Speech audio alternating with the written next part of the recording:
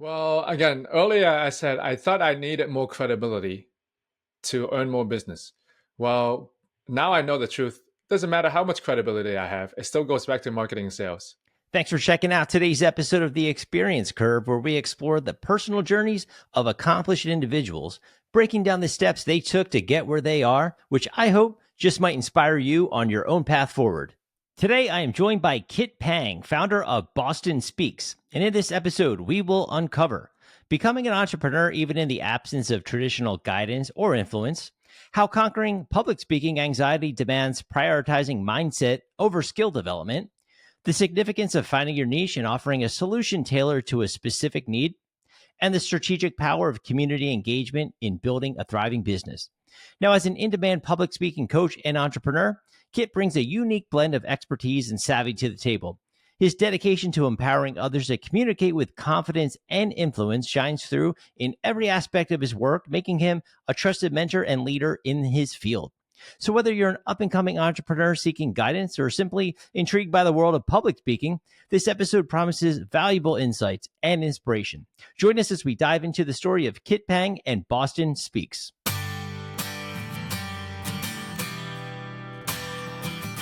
Hey, good afternoon, Kit. Thank you so much for taking the time to join me today from Boston.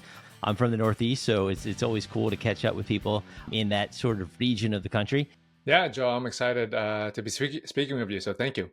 Of course, of course. And in the beginning, like I always start, you had a pretty funny quote on your site that when you were young, it was about like persuasion and influence. We're just like, oh, that's just like an FBI agent skill or a president or someone, right? In that kind of worldview that you thought only had that, those sort of skills that they could possess. When you were little, right? Like what led you to realize maybe like a broader application of these skills in everyday life? Yeah, so that belief was, when I was growing up, I thought presidents or FBIs, those were the people that could persuade others because they had some, I don't know, higher powers or more money, so people would teach them. And I didn't think like a regular person like me could learn it. But what really, I think, so back then, I don't know why, but I knew I wanted to start a business and I wanted to become a better leader. Even when I was something like a child, I just knew I wanted to become a better leader. Eventually, starting the business was a little bit later, but working on my communication skills and public speaking skills, I knew it was a way to help become a better leader or more successful in building a business. Because whenever you Google stuff, the top 10 skills, public speaking, communication is always the top five. So that's why I dove down into it and wanted to learn everything about it. Yeah, you do see that. I definitely think effective leaders have that sort of presence and the way they communicate. Effective communication, effective communicators definitely seem to be able to those people that kind of get things done or have those positions of authority. And maybe in your upbringing, were there people maybe that parents, role models, teachers, because coming into this like entrepreneurial world, oftentimes it's like either, people kind of are mentored, some just have a passion that kind of starts early on. In terms of the entrepreneurial, mindset that you have, was that shaped by anyone or is it something that just kind of sparked in you just organically? I think I was organically, like growing up, my family, my dad was a mechanic, my mom does like social work things. From the business side, they didn't do their own business. And so in school, many of my friends were not like into business as well. I don't know why. It's just one of those things I think but at the same time, when I was in college, so I used to be a hip hop dancer. I used to be dancing everywhere in college. Even though I studied French and communication, I was in the dance studio all of the time.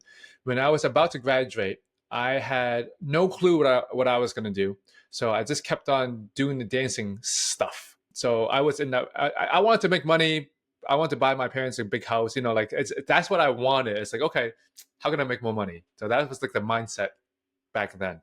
Yeah, it's true, right? And I want to jump into that with you later on in this conversation because I think you have a really, really interesting background that's, a lot that people can take away from it. In that up, like kind of like me, right? Like my parents were, they had jobs, worked for companies, corporations. So I didn't really have that sort into entrepreneurial, influence, so to speak. Definitely the hard work and determination drive, I think, came from that. But were you like maybe scared, terrified, whatever the correct term I believe you mentioned growing up of public speaking? Like, how does that come out to like that's what you're going to do for a living, and like and helping others, of course, overcome those similar fears? Well, it was the way I transitioned into what I did now. So I was dancing a lot, but when my passion started dying down, there was something that I wanted to do with public speaking because it was just like, oh, I wanted to, like, I've been telling my wife, I'll start a business. I'll start a business. It's been 3 years. I was working at the dance studio. I was not taking any dance classes. My passion was dying down. And so, then I just said to myself, why don't I just go try this thing when it comes to communication or speaking? So I think it was just an interest that I wanted to try at first to see if I can do something with it. And that sparked everything when it comes to like the entrepreneur side of things. Yeah. Is your wife into the same world as you of public speaking, or is she completely something different? Completely different. She was into science back then, but completely different. So then when you decide to do this, like, maybe jump into that now, right? So you were doing this like hip hop dancing and choreography, right? Did you feel that sort of being on those platforms and that kind of stage or that environment kind of helped you overcome any fears you had about public speaking yourself? I Back then I didn't relate it, but I think it definitely does because you're in front of people, you're doing the dancing. But I actually say to people now, the way that I got more confident and over my speaking nerves is not the same way that my clients get over their nerves. I would say it's completely different from the way that I got through it because I thought I had bad speaking nerves, but many of the clients that we work with completely different case. Not in a bad way. It's just different methods. Yeah. Yeah, yeah. For me, I can remember distinctly sitting in like eighth grade, seventh grade. Whenever they go around the room and like, okay, you're gonna write a poem and you're gonna present it and you're gonna, and I would just be like, oh my goodness. And it wasn't until I got into college until I actually took a public speaking class that I believe it was part of an no, it was part of a required course we had to take, I believe. But I took it and from there, it really truly helped me to be I used to go up and talk and I would be so inaudible, people would laugh at me because it would almost be like I was in some ways whispering these because I was so afraid to project my voice out there and to get people to, because I was afraid of that, but I was also being laughed at for, the reverse, right? Having, like being completely just almost mute, it was that course in college that I took that kind of helped me overcome that fear. And then I've never had a problem with it since. So What do you think helped you? I think it was the teacher. I think specifically the woman who, or I should say, the professor at the university. She just had a very relaxed demeanor. She made it fun. She put us into group settings. So we would sit down and she would say, okay, we're going to do like a mock trial or we're going to, whatever the, exercise might be. She would rotate us like, okay, you're going to be a juror or you're going to be an attorney. You're going to be a judge, right? And now you're going to be the prosecutor and present this. And it just kind of like mixed it up. So it wasn't just solely focused on you presenting, but it led to that. Then it just became bigger and bigger of like, okay, almost monologue based. And I think her approach is what really did it. Because I don't know, I've taken other courses in terms of, I think we had to take acting one year. We had, little electives here and there that you take with friends throughout high school, and it truly just made me just miserable. I just had no interest in doing that. But that course, I believe it was my junior year of college. I think it was the teacher and just the way her exercises kind of put my mind at ease, at least. And I ended up getting an A in the class. And like I said, I've had no problem since then. So there you go. Oh, that's great. That's great to hear, Joe. Yeah. Well, now you're doing all these podcasts and talk. Right. I know. I have to do them live and then see how that translates. But like, so when you decide to do this, right, and you say, okay, I'm going to go and I'm going to start this, are you in the mindset of like, okay, I know I have to maybe open up an LLC, maybe you have to find, understand accounting or software, some kind of platform to kind of run a business? Or is it just kind of like, hey, I don't have any friends that do this or family, and I'm just kind of diving into it? So I think, depending on your audience or my niche. So my niche was, of course, in public speaking. So I think the first things I was thinking about when it comes to speaking, oh, how can someone with no experience get clients when there's a lot of other speaking coaches, or there's Toastmasters, there's like big organizations teaching speaking already. How can someone that had no credibility and experience just go in and actually earn money from it? I think so. That's the biggest thing before, I think, creating other websites, LLC. But when it comes down to like creating the things like the LLC website, I think I didn't have anyone to talk to, so I just Googled everything. It's like how to start a business, and of course, all the information is there. Was it scary? Or I think there was a lot of information. I don't like the taxes stuff, so I'm like, oh man, all this legal stuff was stuff I just had to do. But I'm glad I learned it. I still want to learn more of it, but it's kind of like, oh yeah. Yeah, it's tough because when you do jump out into that by yourself and you're like, okay, I don't know anything about this. But there's, again, this, you're in Massachusetts, that could differ from New Hampshire, it could differ from, right? All these laws and and now this Schedule C and this goes with this and your personal returns. And, it gets to be a little overwhelming. So I think that a lot of times people will rely on like third party services, to kind of like package everything together for the, you have the Secretary of State and file this and file that. And EIN numbers, and you're like, I don't even know what these things mean. And you're trying, but you just want to jump into the business. You just want to get rolling and you want to start generating money, changing people's lives like you're doing. But for any business, right? You just kind of want to get to the business part of it, but there are so many layers before that just to kind of get rolling. But for you, but when you got beyond all that, how were, because you did kind of touch on that a couple of minutes ago about finding your first clients, like was there like a specific marketing approach you took, or even like branding for the name Boston Speaks? Like it's a cool name, it's memorable. I mean, I would not forget it. It pops. I think it has a very good recognizability, and to me, it's like it would, I would assume, been around for a century, right? Because it's just a cool name. It just sounds very authentic. Yeah, well, thanks for saying that. Well, the not the unfortunate side, but if we were to abbreviate it, it would be BS. So it's just BSing all day. But yeah, so the marketing side of it, again, I was transitioning from a dancer to the speaking person. So I would find empty spaces in Boston. When I say empty spaces, I'm talking about like libraries, co-working spaces. I would go to these spaces, community spaces, and I would ask them, "Hey, can I use your space for free? Maybe if this is a co-working space, hey, this will benefit your people, and I'll be able to teach a workshop. It's a win-win." So I went to all these different spaces and asked, and luckily most of them actually said yes. So I would put these events up on Eventbrite and Meetup, and then people would sign up, and then I would consistently start doing like one a day. So for the first year, find empty space, put it up on Eventbrite and Meetup, and just do that over and over and over again. So that's how I got butts and seats in the beginning.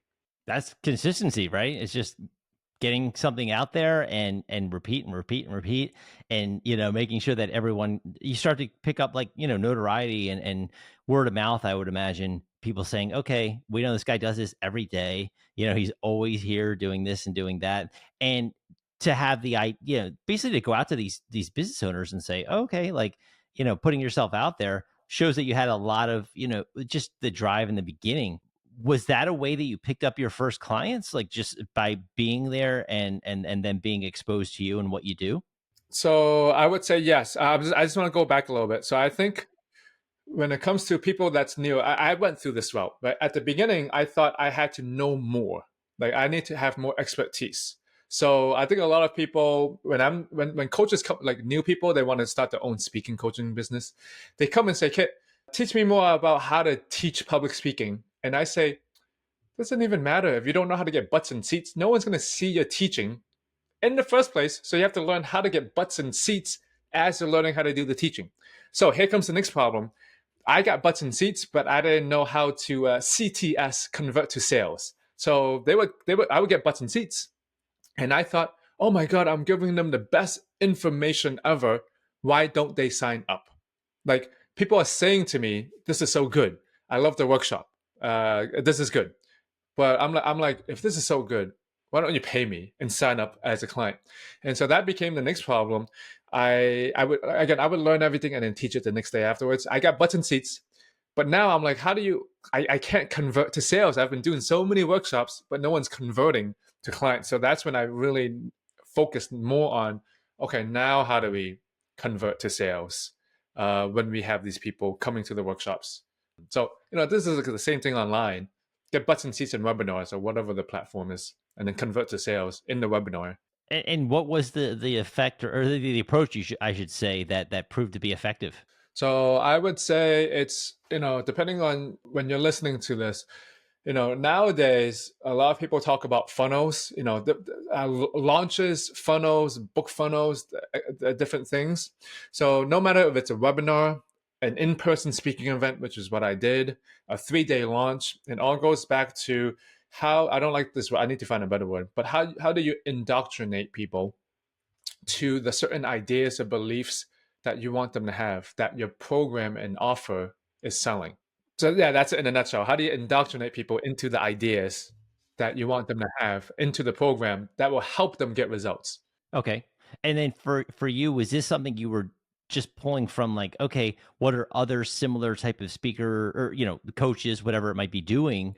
Or were you finding other approaches that you felt, okay, this is what everyone else is doing. I'm going to take this approach. That's what I was doing at the beginning. I was a copycat to everyone. Oh, that's what that person doing. Let me just insert that into this workshop. Oh, that's what that person's doing. Let me insert that.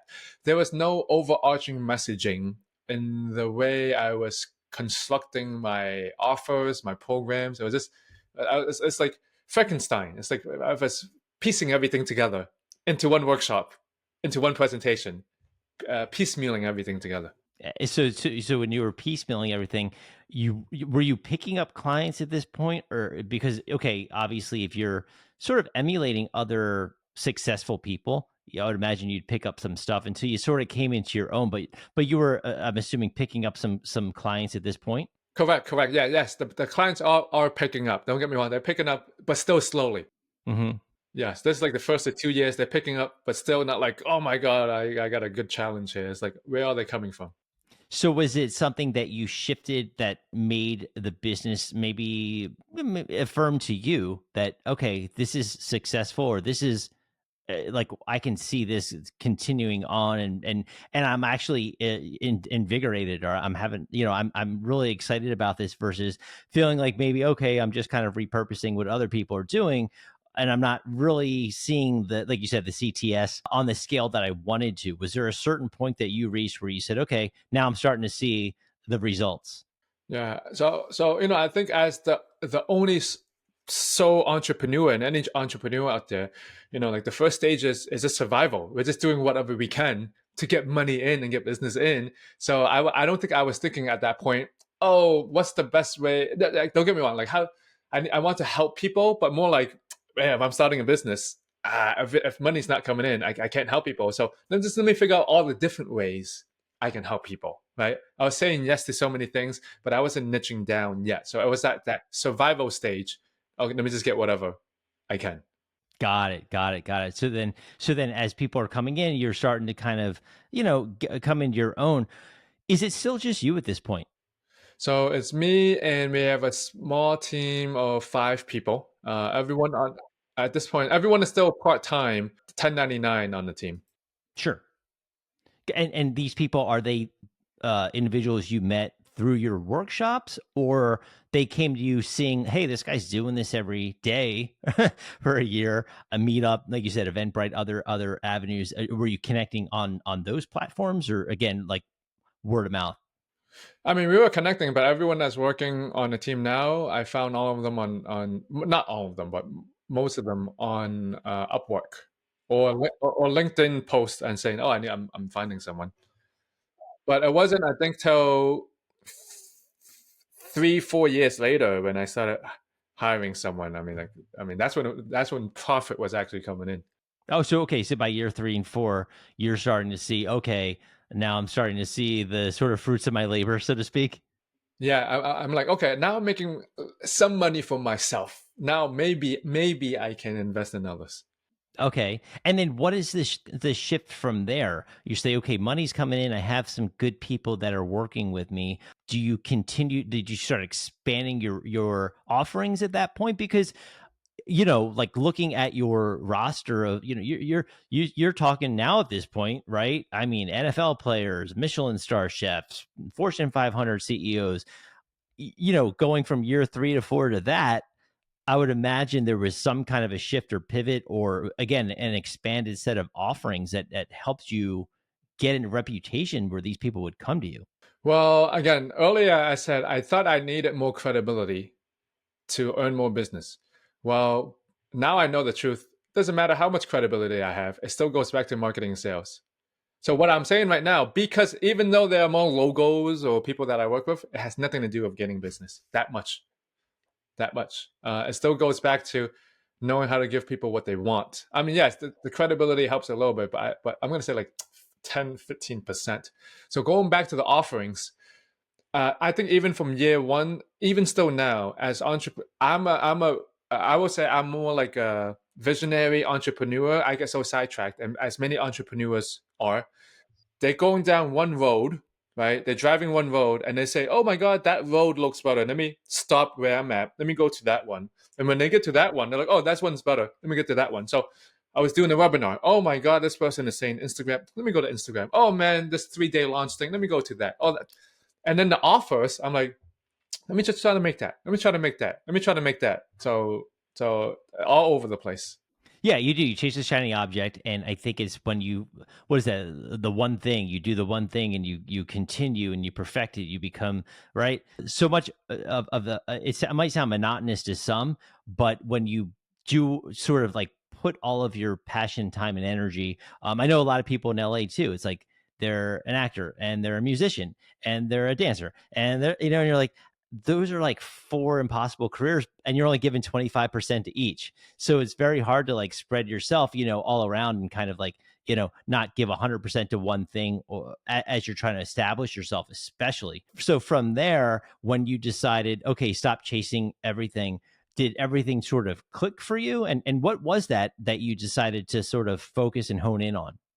Yeah, so I would say here was the path. So at the beginning, I was teaching communication and public speaking. So whatever topic people came with, hey kid, can you teach a workshop on listening? Hey kid, can you teach a workshop on negotiation? Hey kid, can you teach a workshop on public speaking? I'm like, yes, yes I can, yes I can. I'll teach it for you. I'll learn everything, but I'll teach it for you. And then even at the beginning, it was just not on those topics. I was even talking about not me. I would find different people to host like stand up classes, improv classes. So it was even diving into the other realms of communication. Then the first thing I had to shut down was, okay, let's talk about professional communication, not the improv and stand up stuff. And now it came to, oh well, kid, are you going to talk about listening, negotiation, public speaking, whatever? I'm like, okay, let me niche down some more. Talk about public speaking. Now the next level is, oh, let me niche down some more. We're going to talk about public speaking anxiety. Okay, so from like grand level to medium. I mean, now the monkey mind is still there. I'm like sometimes like should we branch out a little bit or still focus on speaker anxiety? And then so that's where we're currently at. Okay, okay, and I believe it's on your website. You emphasize addressing like a person, like your inner game, before focusing on like external skills. Why do you think like other, or many speaking coaches overlook sort of that aspect? Can you speak to that? Sure, I think it's a very simple answer. When I started out as a speaker coach, all I saw on YouTube and Google was to practice more. So I was just copycatting everyone else. So a lot of speaking coaches, they might just be doing the same thing. Got it. So they're just copycat, nothing, no originality that kind of derives from what they're people kind of, I think, put these people on pedestals to a degree, and like they might be just taking someone else's approaches and strategies and applying them as if they're their own. But for you specifically, when you decided, okay, I'm going to niche down public speaking anxiety, did it start to all make more sense to you as to like what your sort of purpose is in this business? Yes, so I would say. So I think the route that I took was exactly what I needed to take. I think it was I needed to be more broad and then niche down some more. And then maybe eventually later niche down some more. Like I've heard this story. Tony Robbins, he speaks about everything now. Okay. But at the beginning, you got to be broad, then go niche. And then when you get good again, then you can go broad again. So I think it's always this roller coaster of knowing exactly where you want to be. But again, some people, they can still just stay niche and do all of that. I mean, I think it really depends on the person. Now it's the debate versus the niche versus broad. I think both ways will work depending on if the person make it work for them. Sure, sure. And depending on what your clients and what people are buying and what they want you to do. So now that you've sort of this, honed in and niched down to exactly what you're doing, did you feel like clients were getting more out of what you can give them versus that broad aspect where it's like, oh, like, I don't know, I wish he would do that one thing where he talks about anxiety, but he's doing this, did you kind of feel like more of a connection with your client base at that point? Yeah, I would say it's easier. It's easier because the way you write copy on the website, you can directly address the people with the specific challenges and goals in that particular area. It makes the social media easier, the copy easier, the program easier when it's more niched down instead of talking to everyone. Right, right. And do other people on your team at this point, are you all sort of specialized in some degree? Is it just more, does it depend on the speaker that works for you? So our main focus is on public speaking anxiety. Of course, if people want to work on influence and persuasion, we do that too. But people know our number one thing is speaking anxiety. We can help with all the other stuff as well, but the main thing we focus on is that. Right. Yeah. Because I mean, obviously, you've been doing this for a good amount of time now. When people come into you and because I know you guys have gotten to the point where you've now developed like a platform, right? Speak Studio, which I looked at your website and kind of checked out. I mean, live speaking classes, workshops. You have on demand training too. How does something like that, like, what's the brainstorming process behind that? Again, Speak Studio, and was that like you had clients that were coming to you saying like, oh, you know what? I wish I could record these one-on-ones or whatever. Maybe you do. I don't know. But maybe for new people, maybe for people who aren't sure, how did the Speak Studio platform come about? Yeah, and that's a good question. And I'm going to say we actually don't do that right now. No, I no. Well, here's the thing. Here's the thing. It was good that you asked that question, and I wanted to have you leave that question in. So so here are all of the things so this goes back to the business and goes back to the question of offerings. On our website, we offer an in-person public speaking workshop. We also have one-on-one packages. We also do organizations. And then earlier this year, I said, why don't we do like a speaking gym? Like a gym for speaking. So let's turn that into Speak Studio. So I said, let's do Speak Studio. Oh, why don't we do this ascension model? We can have this low ticket that goes to the Speak Studio, and the Speak Studio goes to the one-on-one. And when they go to, anyway, this goes back to the shiny syndrome, right? Object syndrome. At the beginning of the year, I said, let's do a speaking gym. And I started testing that out. So we had so many different offerings. We just had a chat with the team, our COO, 2 months ago. We're like, we're doing too much. We just need to focus on one and two things. So the Speak Studio is actually a thing that people get when they go into like the one-on-one. So it's still there, but this again goes back to when you were asking, how do you guys deal with the offering? I'm saying we're still going through all of that. It's like, what's our offering? Do we focus on that? Do we focus on that? Do we cut out on that? Do we focus on that? Because I think it's more on the belief of, if we don't do this, it feels like we can lose out on something. So it's the grip of not wanting to lose out that I think is the fear behind not wanting to cut whatever the product or the niching down. So as an entrepreneur, it's really getting over that hump of not wanting to lose out, because that's the fear every single time, from broad to niche, from three offers to one offer. Yeah.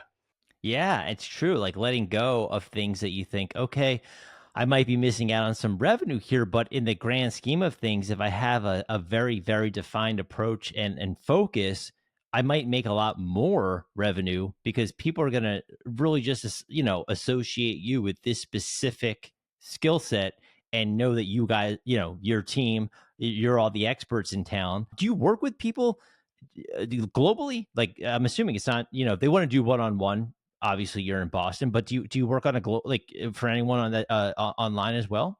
I would say, yeah, since we do ads, they're coming from everywhere now, France, Hong Kong, stuff like that. Yes, yeah, exactly. And I know you did mention that you're fluent what Cantonese and French. Well, mostly English. I lost my Cantonese and French. Yes. So do you have clients that will like come to you that are, maybe English isn't their strongest language where that's ever helped out? Or has it mostly been, okay, I haven't had to really rely on those as much? No, no, there's a lot of people that wants to work on the accent. We don't work on accent reduction, but they have a fear of, oh, people is going to judge me based on my accent. Oh, that was me in okay, like college. Went back to college, right? I grew up in South Jersey, which is very much like a Philadelphia accent. But then when I went to college in North Jersey, it's very much a New York accent. And for people listening, they might think, wait a minute, Philly and New York are like 80 miles away. But even Boston, you get a different accent, right? And so it's just little bit of a couple miles up the parkway, whatever it might be, you can get such different dialects. And for me, I spent the years in South Jersey. I mean, growing up, 18 years, right, growing up, and then when I went to North Jersey in college, I was like, oh man, I have to unlearn my Philly accent because they keep making fun of it, but I don't want to pick up their New York accent because it sounds completely foreign to me, that with that more South Jersey accent. So I can 100% relate to, like, it does it kind of, for people who want to speak to like more of a broad audience and more of a global audience, right? Is that something that speakers want to make sure that they don't have, whether it could be people who say like the word like in between in a sentence, you might say the word like over and over and over and over. Some say that's like, oh, given a like a weakness or uncertainty. Do you work with people in that regard? And do you find that maybe accents are something that the bigger speakers don't want to have or want to sort of find a way to get rid of? Yeah, when people come, they say, oh, either it's the accent or they want to work on the filler words. I'm going to be honest with you. I like to keep mine in. I'm like, for me personally, I don't even want to. I want to add more in. I don't want to keep. I don't want to keep them away. The more people want to keep their filler words away, the more they actually say them.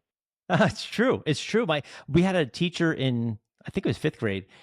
She wouldn't let us use the word like. So she'd say, okay, I need you to explain to me whatever she was asking us to do.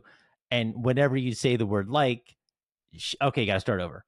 Okay, you got to start over. And you started to realize, like, oh my gosh, you do say it a lot. But the filler words, like, again, like you're saying, it's your personality. It's you. It's more authentic, I think. So I agree with you that I don't know why. Well, the thing with filler words, it's not even people's personalities. Because we are human beings, we have to say filler words. I mean, if any of you ever go on Wikipedia and you write filler words, every single nation and culture has their top filler words.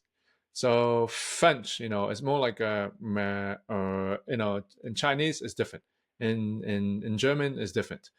Even American Sign Language has filler words. I mean, why do you need filler words for American Sign Language?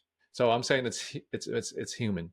It is, no, that's a good way to look at it. I didn't even know that about sign language. So that tells you everything right there. So for me, I feel like people just have to get out there and just be themselves. And like you said, it's not so much personality based. It's just the way things are. But I guess I was curious because you've spoken at like TEDx events, you've coached these like TEDx speakers, which that's revered as like one of the top. Whenever everyone says, "Oh, I did a TEDx talk," it's like, "Whoa, okay." It kind of gives them that credibility. Can you share like insights into how maybe like you did that yourself, and maybe like if and what that's done for maybe personal professional credibility? Yeah, sure. So again, like I told you, I think a lot of people at the beginning they think they need to have good credibility, accolades, especially when it comes to a TED Talk. People think they need to have a big idea or story. I applied to one, I got rejected. I applied to another one, I got in. At the same time, I was a dancer. I said, I gave in the application. I want to talk about the power of listening. Again, I got rejected to one. I applied to another one. I got in. That's it. There's no bigger story to that. I didn't have any credibility on listening. I was a dancer talking about listening. afterwards, I started helping people get into TEDx talks. So again, that was a whole nother offering. Oh, I did a TEDx talk. Let me help you get into a TEDx talk. Oh, I've been a TEDx coach for 3 other ones. Let me help you. Had to cut that away. I mean, I have programs on that, but like, okay, not focusing on that anymore. But another thought to all the different niches and products to cut down. Yeah. No, and that's been a great takeaway from this discussion in general, because I think a lot of people think as they grow, they need to get more broad, like you were kind of saying some do, and you're kind of narrowing it. But going through these processes and hearing your mindset and how you shift it, because you take these things on and you think, okay, TED Talks, whatever, it's prestigious, and I'm sure for people listening, when you do see that on someone's website, now you see it on a lot of websites, of course, and a lot of people do these talks, but it does give them that sort of like, okay, they know what they're talking about, right? But then when you niche down, you start to realize, okay, no, I know exactly what I'm talking about. I'm not sort of good at this, a little good at that, a little, right? I'm an expert at this. And it made me think, because I saw, I think it was LinkedIn that said that you spent time as a public speaking communications coach for Harvard Business School doctoral students. Not so much about like something for your resume, but in the sense of you giving back, maybe mentoring. Was that at the time, or maybe still is, something that you feel is important for like the next generation of speakers? Yeah, I would definitely say, working on the communication skills, getting more people interested in it earlier is definitely will help them boost their leadership and success later on in life. So, as one person helps another, they help another person. So it just keeps the world going around and around. So yeah. Yeah, kind of paying it forward, right? In that degree. And so for Boston, I should have asked in the beginning, did you grow up in Boston? Yeah, I was born in Hong Kong, came over here when I was 6 years old. So basically, I grew up in Boston. Yeah.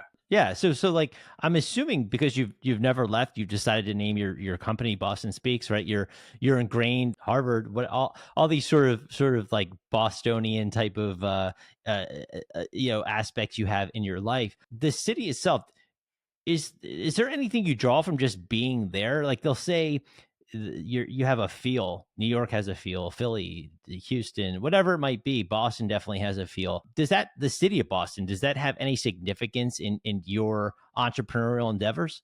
That's a great question. I'm going to answer it. I got personal taste. I am someone that actually I don't like to travel much. Yeah, I'm a homebody, and so I really believe no matter where you are right now, people can have a taste of you. So it's the same thing. So when it comes to Boston, if I was in New York, I'll be doing the same thing. So I'm not using anything specifically Boston that's making our like training or events different. I don't know. It's just in the name. Other than that, I'm gonna say not much of the Boston stuff comes into it. Yeah. Yeah, so I mean, some people do feed off the energy. Like for instance, maybe you grow up in an area that's considered quote unquote boring. Maybe you're in the middle of a farmland or something, right? Some people might feel I'm not as energized. I'm not as right. Whereas like when you grow up in like a big city and that kind of hustle and bustle, I guess is what they used to say. You kind of have that energy that kind of sparks the creativity. That was kind of where I was going with that. And Oh, got it. Well, actually, let me talk about that. So I went up to college in Hamilton, upstate New York, and I stayed around for like 2 or 3 years. So that was like a place that was not as lively as Boston. So I was near a place called Utica, and this is on the news. They voted Utica as one of the ugliest cities in America. Anyway, not that big. I think this also comes back to again the people's beliefs and mindset. I was at a place where there was not a lot of people.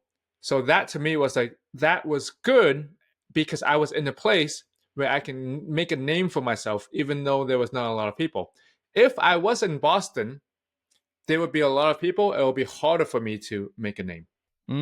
Yeah, so like big fish, small pond, kind of, or reverse, small fish, big pond, right? Yeah, no, that's true. That's true. When you are getting started, sometimes having less competition, less distractions, and for you, kind of focusing in on that, it made me think. You're talking about niche, kind of getting that, pinpoint your expertise. You're also into CrossFit, which obviously people who are in CrossFit are very, very dedicated to it, but maintaining like sort of that healthy body. And does that sort of like help clear your head, help you become or be more effective as an entrepreneur and a coach? Oh yeah, I would say definitely. I like to meditate once in the morning. Health. My wife got me into CrossFit, so I'm doing it every single day now. So one of my beliefs are, and I need to chunk it down. I do believe that work is important. Work makes me more successful, but at the same time, it's also a double-edged sword because it keeps me emailing at late at night. So the health stuff, working out, CrossFit, running, meditating, things of that nature, is I think is needed for everyone to help them become a more successful entrepreneur.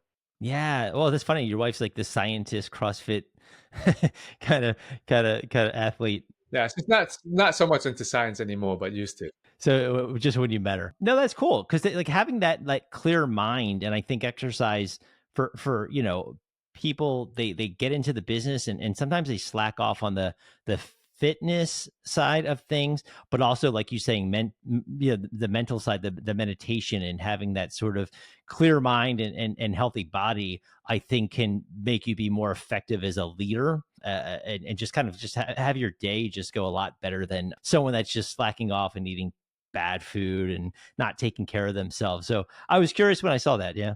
Well, I think the interesting thing is, the more I get into mindset, a lot of people know they should work out and be fit and eat healthy. So one of the things I think we need to address is, I'm just using myself, right? I know I need to work out more, but at the same time, why is it every single time I want to work out, I might be wanting to work more, and I'm literally taking action, writing more emails? That's probably because we believe if we take more time away, let's say from work, we're going to become less successful. So therefore, we lose out on something, and we can't do the working out as much. So even though people know they need to do these things, they feel like there's something that they're going to miss out on or lose out on if they don't do the original thing.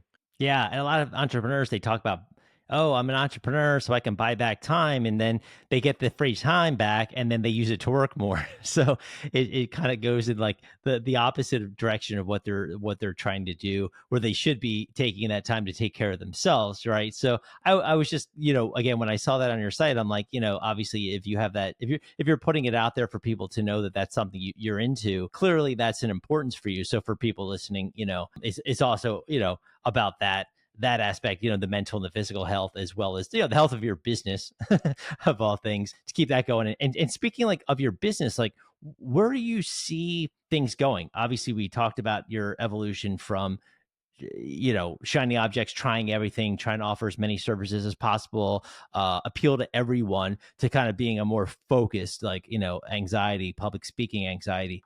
How do you see like Boston Speaks evolving, expanding if it is in the coming years?